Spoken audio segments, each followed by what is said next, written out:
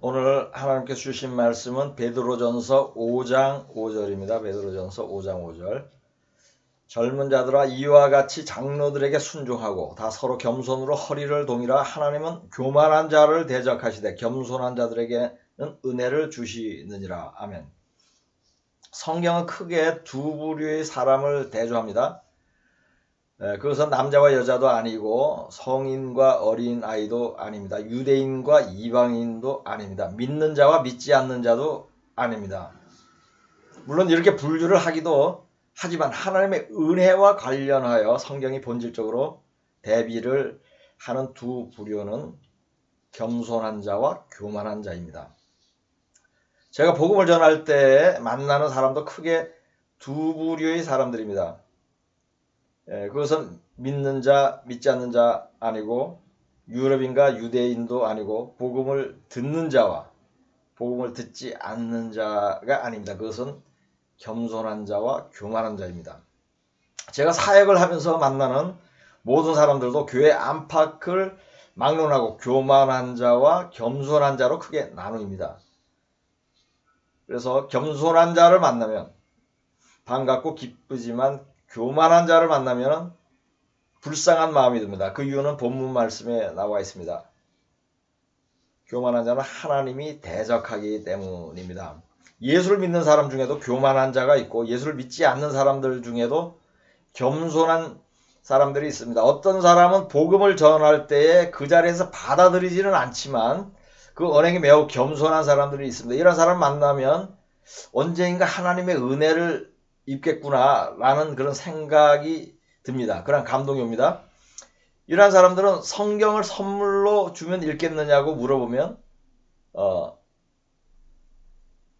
읽겠다고, 선물을 하면 읽겠다고 그렇게 대답을 합니다. 이러한 사람은 겸손한 사람입니다. 가장 마음이 안타까울 때는 예수를 믿는 사람이 겸손하지 않은 것을 볼 때이죠. 왜냐하면 이러한 사람들은 비록 예수를 믿는다고 해도 하나님의 은혜를 잊기가 어렵습니다. 그래서 성경이 지금 말씀하고 있죠. 저의 경험으로도 잘 알고 있습니다. 하나님은 교만한 자를 낮춥니다. 교만한 자를 대적합니다. 하나님은 교만한 자를 낮출 때 사용하시는 방법이 고난을 겪게 하는 거죠. 또 질병을 주는 것입니다. 또 이 땅에서 지옥을 경험하게 함으로써 겸손하게 만들어서 구원을 하려는 것이죠. 성경이 보여주는 교만한 자들의 예를 몇 가지 보겠습니다. 교만의 원조는 사탄이죠. 사탄은 원래 하나님을 섬기는 천사 중에 하나였는데 킹 제임스 성경은 사탄을 루시퍼라고 합니다. 그리고 한글 성경은 계명성이라고 부르죠. 이 이름은 아주 좋은 것이에요. 아침별 또는 밝은 별이라는 그런 의미를 가지고 있습니다. 이사야 14장 12절에서 14절까지를 보겠습니다. 너 아침의 아들 계명성이 어찌 그리 하늘에서 떨어졌으며 너 열국을 엎은 자여 어찌 그리 땅에 찍혔는고. 내가 내 마음에 이르기를 내가 하늘에 올라 하나님의 뭇별 위에 내 자리를 높이리라. 내가 북극 지표의 산 위에 앉으리라. 가장 높은 구름에 올라가 지극히 높은 이와 같아지리라 하는도다. 아멘. 이처럼 좋은 직위와 이름을 가진 천사가 스스로를 높여서 하나님과 같아지려고 했죠. 이렇게 하는 것이 교만입니다. 그래서 하늘에서 쫓겨났고 사탄 마귀라 불리게 된 것입니다. 이처럼 사탄의 대표적인 속성이 교만입니다. 그러므로 교만한 자는 마귀에게 속한 자다라는 등식이 성립되는 것입니다. 또 다른 교만한 자의 예를 보겠습니다. 창세기 11장 3절 4절을 보겠습니다. 서로 말하되 벽돌을 만들어 견고히 굽자 하고 이에 벽돌로 돌을 대신하며 역청으로 진흙을 대신하고 또 말하되 자 성읍과 탑을 건설하여 그 탑 꼭대기를 하늘에 닿게 하여 우리 이름을 내고 온 지면에 흩어짐을 면하자 하였더니 아멘. 인간들이 한 곳에 모여 바벨탑을 높이 쌓아서 하나님과 견주려고 했습니다. 하나님은 인간들이 온 지면에 흩어져서 여러 나라를 세워서 살도록 인도를 하였는데 인간들은 하나로 뭉쳐서 한 곳에서 살려고 합니다. 이렇게 하는 것은 하나님의 섭리를 거스르는 것이며 교만한 것입니다. 하나님이 이들의 언어가 서로 통하지 않도록 흩어서 교만한 자들의 행위를 중단시켰습니다. 다음은 민수기 16장 1절에서 3절까지를 보겠습니다. 레위의 증손 고핫의 손자 이스라엘의 아들 고라와 르우벤 자손 엘리압의 아들 다단과 아비람과 벨렛의 아들 온이 당을 짓고 이스라엘 자손 총에서 택함을 받은 자 곧 회중 가운데 이름 있는 지휘관 250명과 함께 일어나서 모세를 거스르니라. 그들이 모여서 모세와 아론을 거슬러 그들에게 이르되 너희가 분수에 지나도다. 회중이 다 각각 거룩하고 여호와께서도 그들 중에 계시거늘 너희가 어찌하여 여호와의 총에 위에 스스로 높이느냐. 아멘. 고라와 그의 일당이 모세를 거슬러서 대적을 했습니다. 그 이유는 자신의 가문에서도 제사장을 세우지 않음으로써 인해서 불만이 생긴 것입니다. 고라도 레위의 자손이기 때문에 제사장이 나와야 한다고 주장을 한 것이죠. 고라는 하나님이 자신과도 함께 함으로 권세를 나누어 가져야 한다고 하면서 모세에게 대항을 하다가 심판을 받았습니다. 민수기 16장 31절에서 35절까지를 보겠습니다. 그가 이 모든 말을 마치자마자 그들이 섰던 땅바닥이 갈라지니라. 그 땅이 그 입을 열어 그들과 그들의 집과 고라에게 속한 모든 사람과 그들의 재물을 삼키며 그들과 그의 모든 재물이 산채로 수월에 빠지며 땅이 그 위에 덮이니 그들이 회중 가운데서 망하니라.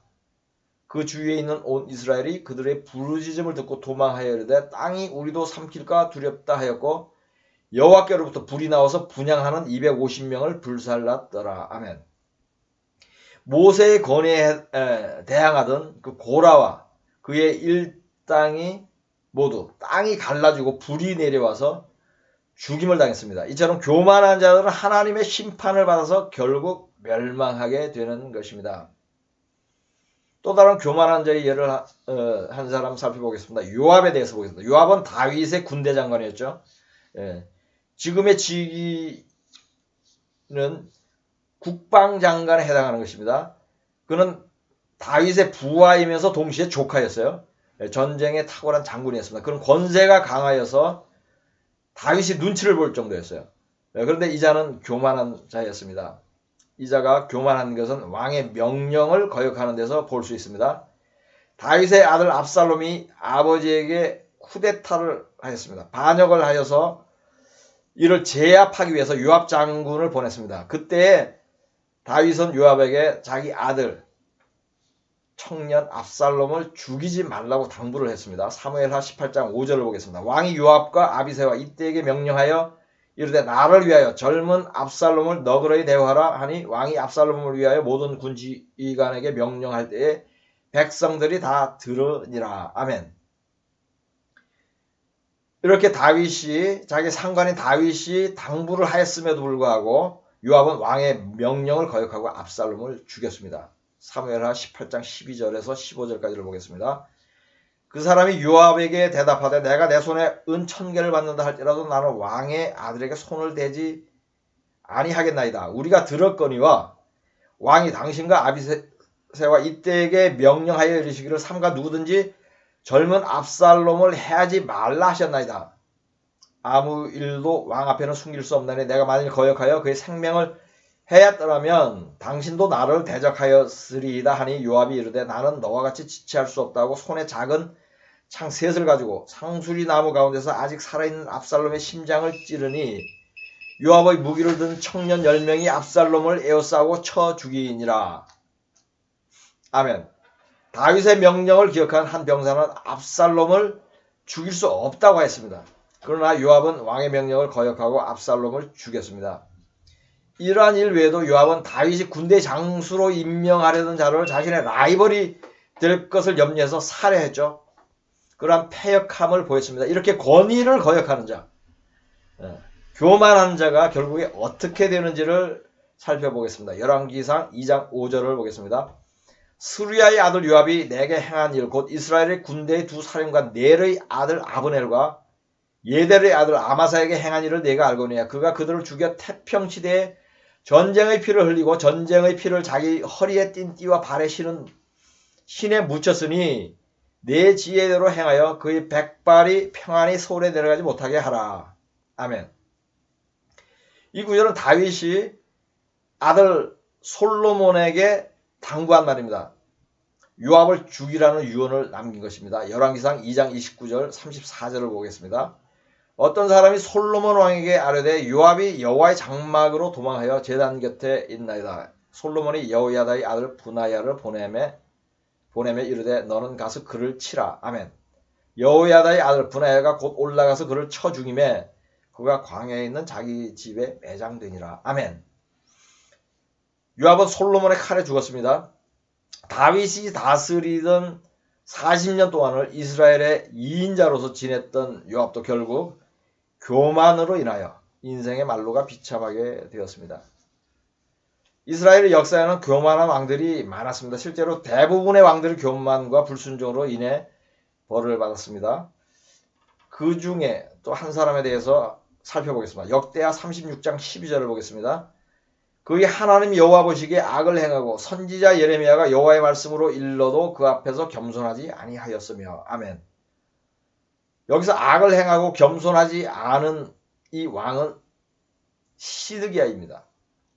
시드기야는 바벨론으로 순순히 잡혀가라는 하나님의 말씀에 불순종하였습니다. 그리하여서 자신이 보는 눈앞에서 자녀들이 모두 죽임을 당하고 시드기야도 눈알이 뽑힌 채 끌려가서 죽었습니다. 매우 비참한 모습으로 망한 비운의 왕이었습니다. 시드기야 왕은 예레미야가 참 선지자인 줄을 알았습니다. 그에게 직접 하나님의 말씀을 묻기도 했습니다. 뜻을 물어보았습니다. 그럼에도 불구하고 교만하여서 듣지 않았습니다. 스스로 물어보고도 답을 하는데 듣지 않았어요. 자신의 소견에 옳은 대로 행했습니다. 그러다가 이렇게 망한 것입니다. 이상으로 교만한 자들의 예를 살펴보았습니다. 이들은 불순종하는 자들입니다. 즉 교만과 불순종은 등식이 항상 성립이 됩니다. 교만한데 순종은 잘한다. 이런 것은 등식이 성립되지 않습니다. 교만과 불순종은 같이 가고 겸손과 순종이 함께 갑니다. 이것은 불변의 원칙이고 성경의 진리예요. 하나님처럼 되려고 했던 사탄과 바벨탑을 쌓은 자들, 모세와 다윗을 거스른 자들 모두 교만한 자들입니다. 이들은 모두 불순종하였죠. 하나님의 말씀을 대언하는 선지자의 말을 듣지 않았던 이스라엘의 많은 왕들도 모두 교만한 것입니다. 이처럼 교만한 자는 하나님을 거스리거나 하나님이 세운 권세를 거스르는 특징이 있습니다. 이것은 사탄의 본질적인 속성입니다. 그러므로 사람이 교만하게 언행을 하면 그 사람은 마귀에게 속한 자라고 판단할 수 있는 것입니다. 이제부터는 겸손한 자에 대해서 살펴보겠습니다. 겸손은 하나님의 본질적인 속성입니다. 예수님을 보면 알 수가 있죠. 예수 그리스도의 삶이 그것을 증명하죠. 예수님은 말구에서 태어났습니다. 겸손하게 제자들의 발을 닦아줬죠.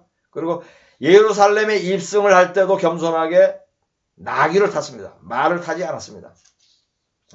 이처럼 사역할 때도 겸손한 종의 모습을 하였습니다. 왕으로 오신 분인데도 이렇게 겸손한 삶을 살다가 가셨습니다. 이것이 예수님이 겸손의 표본이 될 수 있는 근거입니다. 마태복음 21장 5절을 보겠습니다.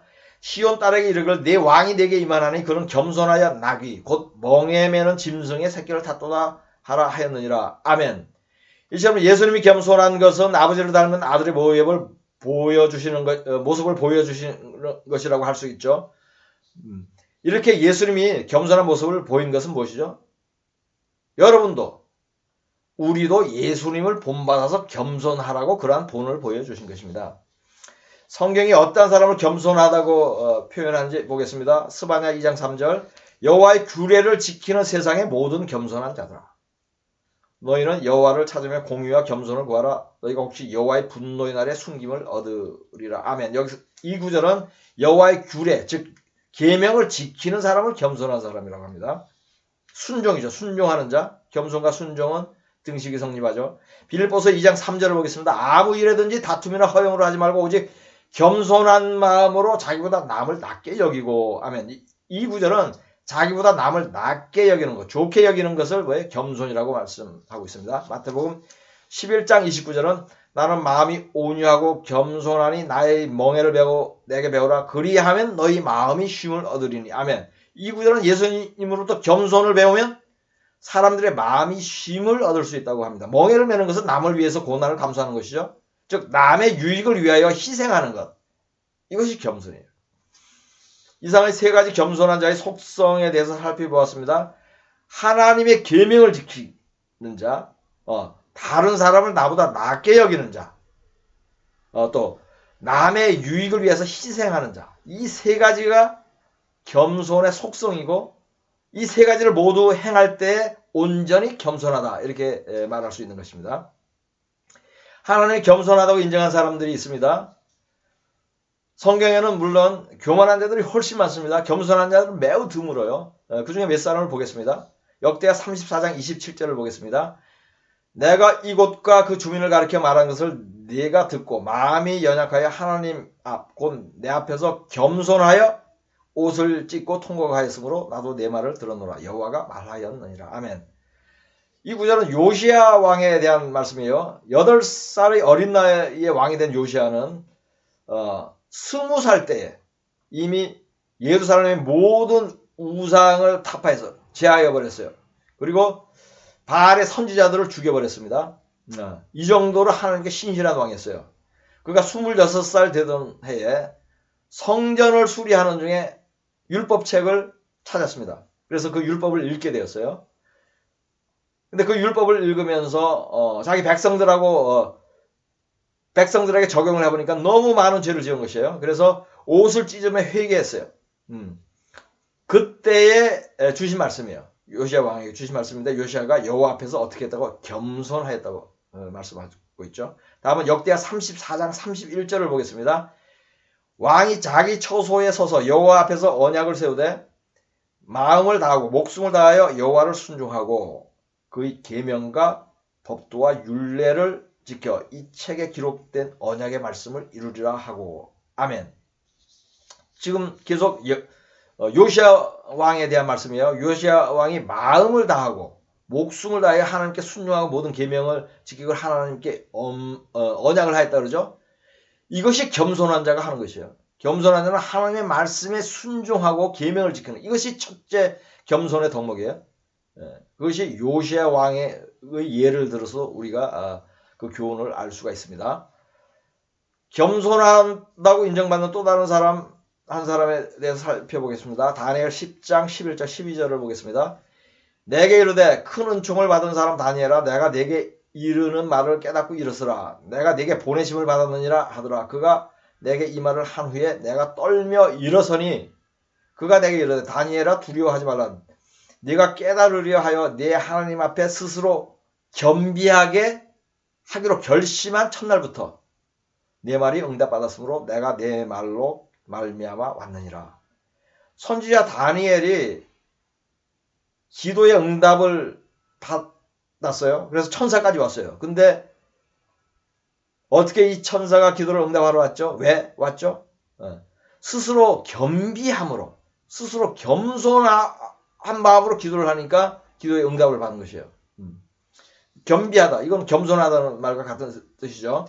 다니엘은 믿음과 지혜가 뛰어난 흠이 없는 사람이에요. 그래서 하나님의 은총을 크게 입었습니다. 그렇게 다니엘이 이처럼 하나님의 큰 은혜를 많이 입은 것도 그가 겸손하기 때문이다 라고 말할 수 있는 것입니다.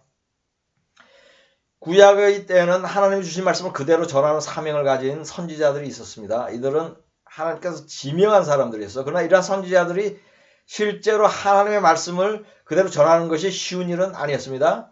왜냐하면 핍박을 받을 수 있기 때문입니다. 실제로 선지자 예레미야가 좋은 예인데 예언을 하다가 감옥에 gat혔죠. 매를 맞기도 했고 죽을 뻔도 했습니다. 여러 차례.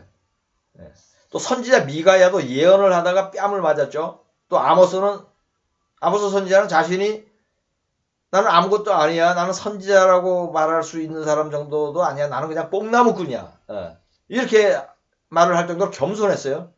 그래서 이처럼 그 고대의 그 선지자 하나님의 말씀을 받아서 그대로 예언한 사람들은 모두 순종하는 사람들이에요. 계속 그 등식이 성립하죠. 순종하는 자는 겸손한 자이다. 그래 하나님은 오직 겸손한 자만 들었습니다. 지금까지 겸손한 자들에 대해서 살펴보았는데 다시 정리를 하면 예수님이 겸손한 사람의 가장 훌륭한 본보기입니다. 이스라엘 왕 중에는 요시야 왕이 대표적인 겸손한 인물이고 또 선지자 다니엘도 겸손했습니다. 그 외에 하나님의 모든 선지자들이 겸손했습니다. 이들은 하나님의 말씀에 순종한 자들입니다. 이러한 겸손한 자들이 받는 복에 대해서 살펴보겠습니다. 잠언 11장 2절 교만이 오면 욕도 오거니와 겸손한 자에게는 지혜가 있느니라. 아멘. 잠언 29장 23절 사람이 교만하면 낮아지게 되겠고 마음이 겸손하면 영예를 얻으리라. 아멘. 사람의 마음의 교만은 멸망의 선봉이요 겸손은 존귀의 길잡이니라. 잠언 18장 12절 말씀. 이상으로 겸손이 어떤 것인지를 얘기할 때 교만과 계속 대비를 하고 있죠. 예, 교만한 자는 모욕을 받고 낮아지고 결국 멸망하죠. 구원받지 못해요. 예, 근데 겸손한 자는 지혜롭게 되고 영예를 얻고 또 존귀하게 됩니다. 예, 그러니까 이처럼 교만과 겸손은 극단적으로 대비가 됩니다. 다음은 욥기 22장 29절과 시편 149장 4절을 보겠습니다. 사람들이 너를 낮추거든 너는 교만했노라고 말하라. 하나님은 겸손한 자를 구원하시리라. 아멘. 시편 149장 4절 여호와께서는 자기 백성을 기뻐하시며 겸손한 자를 구원으로 아름답게 하시미로다. 아멘. 겸손한 자가 구원받는 자예요. 겸손과 구원이 같이 가는 것이에요. 그럼 왜 겸손하지 않으면 구원받지 못한다 라는 말이 되는 것이죠. 그래서 이처럼 겸손은 구원을 결정지을 정도로 아주 중요한 인간의 덕목이자 하나님의 명령입니다. 마지막으로 현실에서 겸손과 교만을 실제적으로 구별하는 지혜에 대해 나누겠습니다. 성경이 말씀하는 겸손과 세상에서 보편적으로 인식하는 겸손한 언행에는 다소 차이가 있습니다. 겸손은 허리를 많이 굽혀 인사하거나 부드러운 표정을 짓는 것이 아닙니다. 늘 웃으면서 예예하는 것도 아닙니다. 이렇게 하는 것은 좋은 것이죠. 그렇지만 성경이 말씀하는 겸손은 아니에요. 성경이 정의하는 겸손은 하나님의 말씀대로 행하는 것입니다. 권위에게 절대적으로 순종하는 것입니다. 그러면 겉으로 보이는 것이 늘 부드러운 것은 아닙니다. 그러나 세상은 부드러운 언행을 하는 사람을 겸손하다고 판단합니다. 예수님은 때로는 과격한 언행으로 사역을 하셨죠. 바리새인들을 독사의 자식이라고 불렀습니다. 환전상의 테이블을 엎어버렸죠. 베드로에게는 사탄아 뒤로 물러가라. 어떻게 제자에게 아주 심한 말을 한 거죠. 세상은 이렇게 말하는 어떤 주의 종이 있다 그러면 그 사람을 교만하다고 판단할지 몰라요. 이것은 교만이 아니에요. 왜냐하면 하나님의 뜻을 따라 순종하는 일이기 때문에 하나님이 기뻐하는 일에는 기뻐하기도 하고 하나님이 분노하고 진노하는 일에는 우리 믿는 자들도 특히 주의 종도 같이 분노하고 진노해야 돼요. 이렇게 하는 자가 겸손한 자입니다. 왜냐하면 하나님의 말씀대로 행하기 때문에 순종하기 때문에 웃으며 허리를 굽히지만 교만한 자가 있고 거칠게 죄를 지적할지라도 겸손한 자가 있습니다. 예수님을 공경에 빠뜨리기 위하여 공손하게 질문을 했던 바리새인이 있었죠. 근데 실제로 교만한 자죠. 근데 예수님은 그 바리새인들에게 7번 저주를 해요. 독설로 저주를 하는데 예수님은 겸손한 분이에요. 이런 것을 혼돈하면 안 됩니다. 이러한 겸손과 교만을 구분할 수 있어야 합니다. 성경은 교만과 겸손에 대해 많은 말씀을 합니다. 교만과 겸손을 대비해서 교훈을 합니다. 겸손한 자는 하나님의 말씀에 순종하는 자이고 남을 낮게 여기는 자입니다. 교만한 자는 하나님의 말씀에 불순종하는 자이고 스스로를 높이려 하는 자입니다. 겸손한 자가 가는 곳이 천국이고 교만한 자가 가는 것이 지옥입니다. 여기에 더불어서 하나님의 말씀뿐만 아니라 세상의 모든 권위에게 절대 순종하는 자, 이 사람들이 겸손한 자예요. 세상의 권위는 중요한 순서대로 얘기하면 주의 종, 목사, 그 다음에 부모. 이것이 가장 중요한 두 가지 권위고 그 다음에 세상의 권위들, 학교 선생, 직장 상사, 또 세상 왕들 있죠. 이 사람들한테도 절대로 순종해야 돼요. 하나님의 말씀과 어긋나지 않아. 예의하고. 이것이 겸손한 자예요. 이렇게 하지 않는 면이 있는지 스스로 살펴보기를 예수 그리스도의 이름으로 당부합니다. 이 설교를 듣는 여러분은 순종하며 겸손하게 행하여 모두 천국에 들어가기를 겸손의 본을 보이신 우리 주 예수 그리스도의 이름으로 축복합니다. 야고보서 4장 6절 말씀으로 설교를 마치겠습니다. 그러나 더욱 큰 은혜를 주시나니 그러므로 일렀으되 하나님이 교만한 자를 물리치시고 겸손한 자에게 은혜를 주신다 하였느니라. 아멘.